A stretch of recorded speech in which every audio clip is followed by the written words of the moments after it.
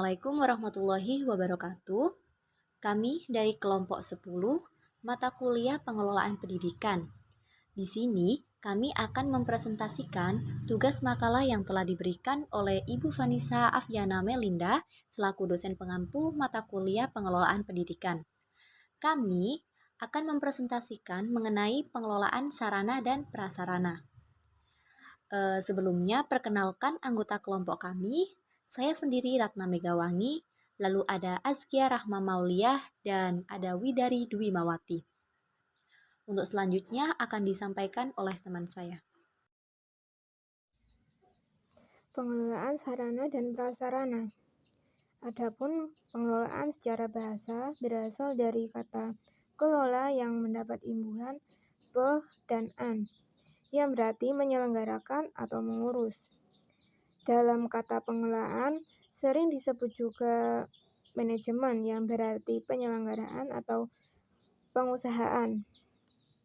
Dalam konteks pendidikan, secara istilah, pengelolaan berarti serangkaian kegiatan mulai dari perencanaan, pengorganisasian, motivasi, pengendalian, dan pengembangan segala usaha yang mengatur dan memberdayagunakan sumber daya manusia, sarana dan prasarana untuk mencapai tujuan yang telah ditentukan.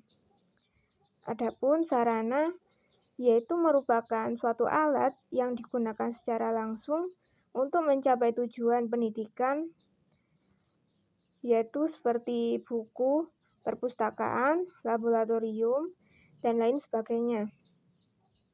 Adapun prasarana merupakan suatu alat yang tidak dapat digunakan secara langsung dalam mencapai tujuan pembelajaran. Prasarana seperti contohnya halaman, kebun, taman, dan jalan menuju sekolah. Pengelolaan sarana dan prasarana seperti halnya untuk mengupayakan perencanaan serta pengadaan sarana dan prasarana yang terstruktur.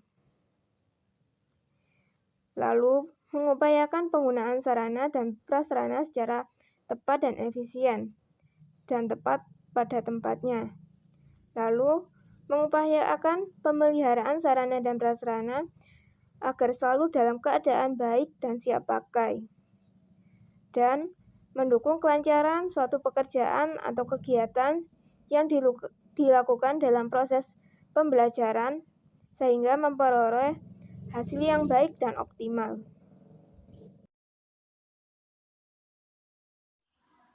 Selanjutnya yaitu macam-macam sarana dan prasarana. Sarana dan prasarana itu dibagi menjadi beberapa macam. Yang pertama ada ruang. Ruang sendiri berdasarkan fungsinya dibagi menjadi 3 macam. Yang pertama yaitu ada ruang pendidikan. Ruang pendidikan ini biasanya digunakan untuk proses pembelajaran, seperti laboratorium, ruang kesenian, ruang keterampilan, maupun perpustakaan, dan ada juga yang lainnya. Lalu yang kedua ada ruang administrasi. Ruang administrasi ini biasanya digunakan untuk kegiatan administrasi, seperti ruang kepala sekolah, lalu ada ruang guru, ada juga ruang tata usaha. Lalu yang ketiga ada ruang penunjang. Ruang penunjang ini biasanya digunakan untuk mendukung proses pembelajaran. Jadi selain adanya ruang pendidikan juga ada ruang pendukung yang mendukung proses pembelajaran. Seperti UKS, lalu juga ada toilet, ruang ibadah, dan lain sebagainya. Macam-macam sarana dan prasarana yang kedua yaitu alat dan media pembelajaran.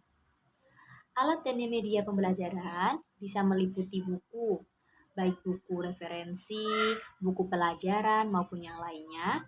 Lalu ada perpustakaan sekolah, ada juga media pengajaran. Media pengajaran ini bertujuan untuk memudahkan suatu pembelajaran. Lalu yang ketiga ada prasarana pendidikan, bisa berupa halaman sekolah, taman sekolah, lalu bisa berupa jalan menuju sekolah. Lalu macam-macam sarana dan prasarana yang ketiga ada perabot madrasah. Perabot madrasah ini segala perlengkapan yang mana secara tidak langsung itu menunjang proses pembelajaran, yaitu seperti kursi, meja, papan tulis, almari, dan lain sebagainya. Selanjutnya yaitu prinsip pengelolaan sarana dan prasarana. Dalam mengelola sarana dan prasarana terdapat beberapa prinsip yang perlu diperhatikan agar dalam pengelolaan sarana dan prasarana berjalan dengan baik dan efektif. Adapun prinsip-prinsip tersebut diantaranya yang pertama ada prinsip pencapaian tujuan. Maksudnya bahwa sarana dan prasarana itu harus dalam keadaan siap pakai, sehingga ketika akan digunakan oleh sekolah itu siap digunakan. Lalu yang kedua ada prinsip efisiensi. Prinsip efisiensi ini maksudnya bahwa dalam pengelolaan sarana dan prasarana itu harus adanya perencanaan, sehingga sarana dan prasarana mudah diperoleh. Lalu yang ketiga ada prinsip administratif. Maksudnya bahwa pengelolaan sarana dan prasarana itu harus sesuai dengan instruksi, sesuai dengan undang-undang instruksi, petunjuk teknis maupun prosedur.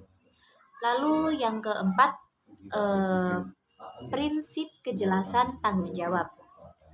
Prinsip kejelasan tanggung jawab maksudnya bahwa dalam mengelola sarana dan prasarana, setiap personel sekolah itu memiliki tugas dan tanggung jawab masing-masing, sehingga banyak melibatkan personel-personel sekolah.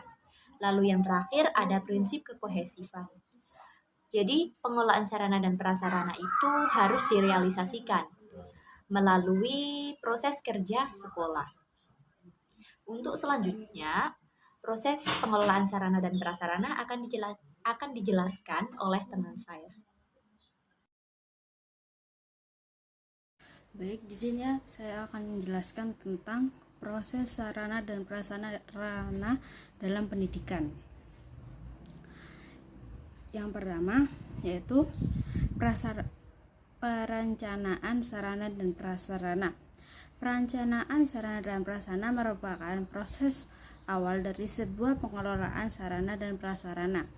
Perencanaan diartikan sebagai proses mempersiapkan segala keputusan atau menetapkan segala kebutuhan yang diperlukan sebelum mengambil tindakan dalam rangka mencapai tujuan yang optimal. Agar proses perencanaan berjalan dengan baik, maka dalam melakukan perencanaan diharapkan melaksanakan perencanaan sesuai prosedurnya.